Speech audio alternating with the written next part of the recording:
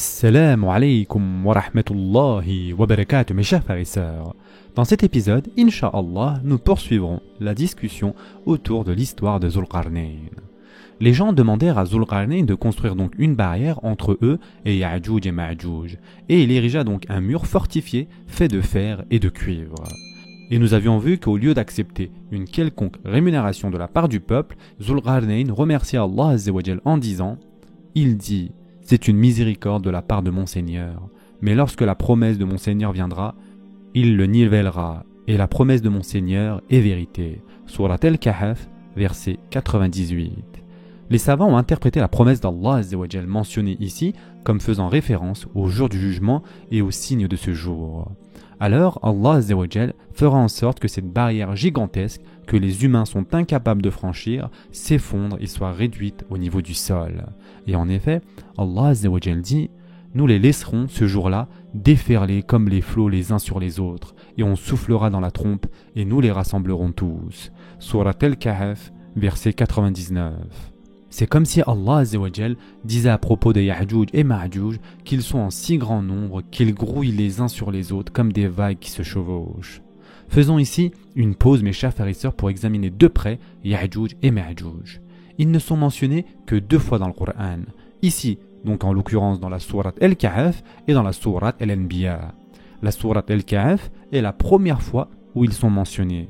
Et dans ce passage, Allah Azza wa Jal nous informe de leur origine, de l'endroit d'où ils viennent, ainsi que leur histoire.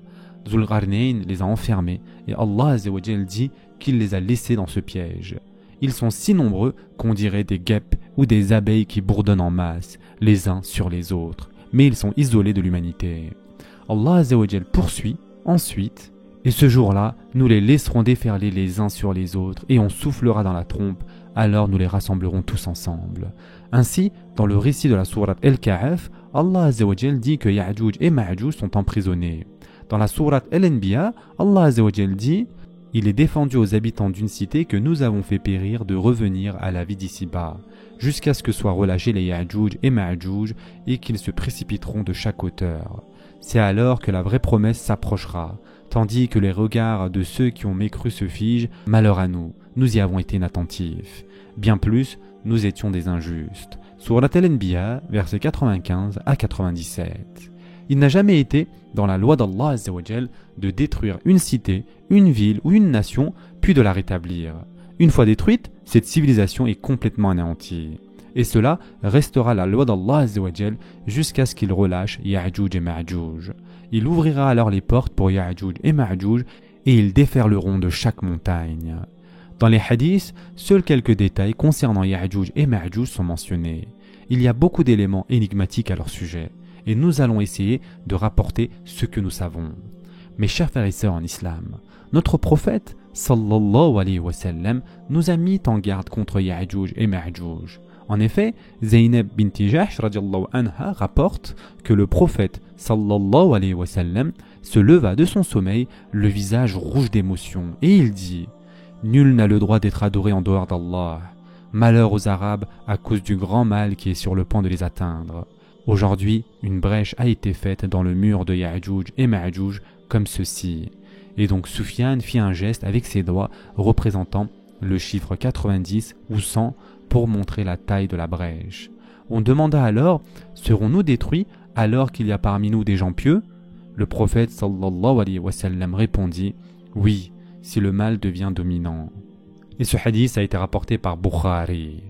Mes chers frères et sœurs en islam, dans un autre hadith, le prophète sallallahu alayhi wa sallam a évoqué 10 signes majeurs du jour du jugement, parmi lesquels bien évidemment figurent Ya'juj et Ma'juj. Hudayfa ibn Usayd al-Ghifari rapporte « Le messager d'Allah sallallahu alayhi wa sallam nous est soudainement apparu alors que nous étions en train de discuter. Il dit « De quoi discutez-vous » Les compagnons répondirent « Nous parlons de la dernière heure. » Alors le prophète sallallahu alayhi wa sallam dit « Elle ne viendra pas avant que vous ne voyiez 10 signes apparaître auparavant. » Et à cette occasion, il mentionna la fumée, c'est-à-dire Ad-Dukhan, le Dajjal, c'est-à-dire l'Antéchrist, la bête Ad-Dabba, le lever du soleil à l'ouest, la descente de Isa ibn Maryam alayhi salam, c'est-à-dire de Jésus fils de Marie, ensuite de Gog et Magog, c'est-à-dire Ya'juj et Ma'juj. Ensuite, il y aura les 3 affaissements de la terre, l'un à l'est, l'un à l'ouest et l'un dans la péninsule arabique. Et enfin, un feu qui surgira du Yémen et poussera les gens vers leur lieu de rassemblement final, c'est-à-dire El-Mahshar. Et ce hadith a été rapporté par Muslim.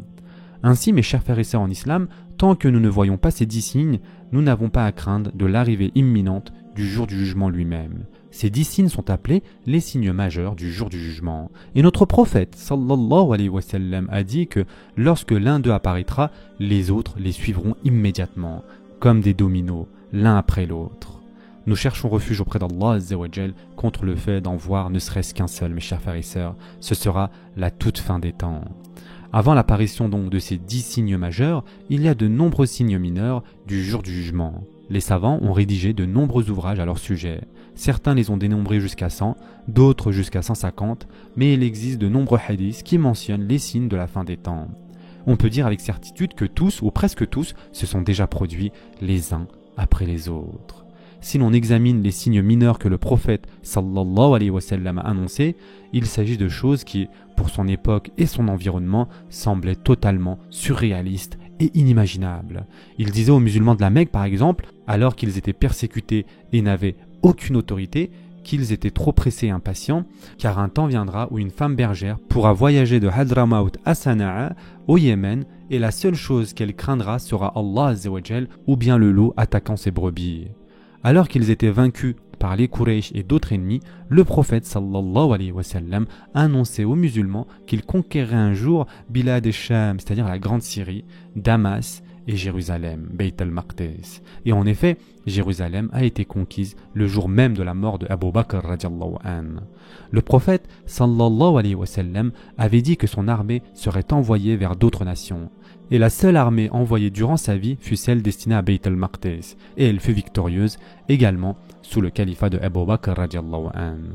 Le prophète sallallahu alayhi wa sallam a aussi dit que les musulmans distribueraient les trésors de César, c'est-à-dire de l'empereur romain, et les trésors de Kisra, le roi de l'empire perse. Suraka ibn Malik radiallahu anhu n'en croyait pas ses oreilles lorsque le prophète sallallahu alayhi wa sallam lui annonça qu'un jour il porterait les bracelets de Kisra. Et en effet, durant le califat de Omar ibn al-Khattab radiallahu anhu, lorsque la capitale de l'empire perse fut conquise et que ses trésors furent ramenés, Omar radiallahu anhu vit l'or empilé devant lui. Il prit lui-même les bracelets de Kisra, fit chercher Suraka ibn Malik et les plaça de ses propres mains sur ses poignets en lui disant « Voilà ce que le prophète sallallahu alayhi wa sallam avait prédit ». Notre prophète sallallahu alayhi wa sallam a également prédit que les musulmans conquéreraient l'Égypte, à une époque où les musulmans ne possédaient même pas une caravane pour s'y rendre. Abu Zar radiallahu anhu rapporte que le messager d'Allah sallallahu alayhi wa sallam a dit « Vous allez bientôt conquérir l'Égypte, une terre bien connue pour ses kirats, c'est-à-dire des mesures de poids ou de richesse. Lorsque vous la conquérez, traitez bien ses habitants, car vous avez envers eux des droits et des responsabilités, en raison de liens de sang ou de liens par alliance, c'est-à-dire par mariage. » Et ce hadith a été rapporté par Muslim. La raison pour laquelle le lien de parenté est mentionné est que Hajar, la servante de Ibrahim alayhi salam, est originaire d'Égypte et elle est la mère de Ismaïl alayhi salam, dont descendent les Arabes.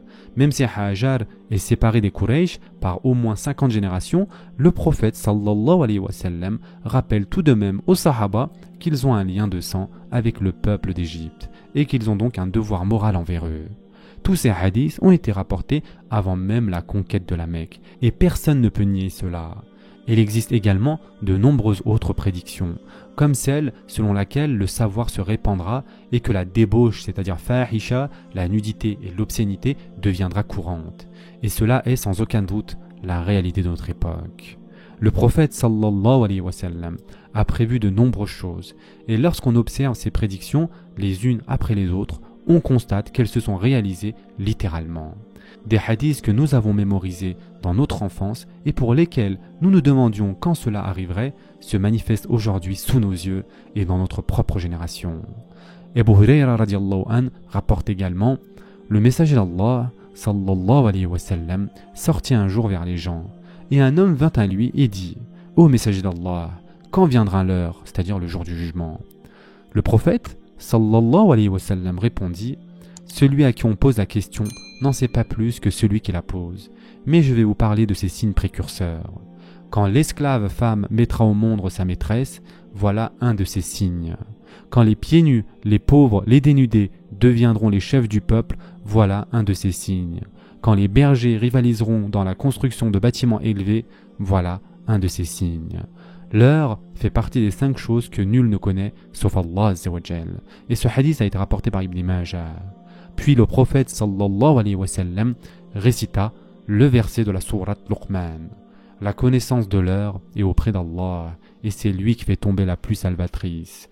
Et il sait ce qu'il y a dans les matrices, et personne ne sait ce qu'il acquérera demain, et personne ne sait dans quelle terre il mourra. Certes, Allah est omniscient et parfaitement connaisseur. Sourate Luqman, verset 34. Dans notre propre génération et sous nos yeux, nous voyons que certains des plus hauts gratte-ciel du monde se trouvent au Moyen-Orient. Chaque fois qu'un prince ou un dirigeant en construit un autre affirme qu'il en construira un encore plus haut. C'est comme s'il croyait en ce hadith encore plus intensément afin de s'assurer qu'il se réalise. Nous voyons ces signes de l'heure de nos propres yeux et ce sont les signes mineurs du jour du jugement. On va s'arrêter ici pour aujourd'hui. La prochaine fois, nous reprendrons avec les 10 signes majeurs du jour du jugement. En attendant, prenez soin de vous mes chers frères et sœurs et à très prochainement, Inch'Allah.